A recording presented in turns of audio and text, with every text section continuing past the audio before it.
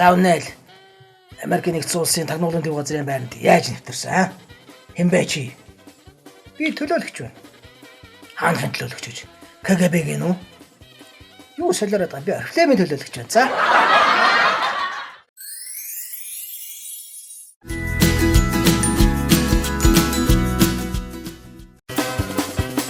Туула замын хажуу тамхи татаа сууж байсан чинь үнэ хажуугаар өнгөрөхтэй.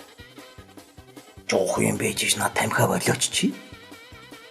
Хайр. Чөөрэ там болчод левчих зүүж байгаа ч.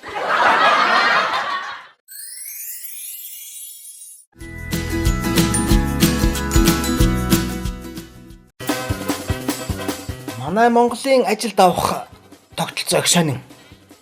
За жишээ нь үйлчлэгт ажилд авахд ямар боловсралтай вэ гэж асуув.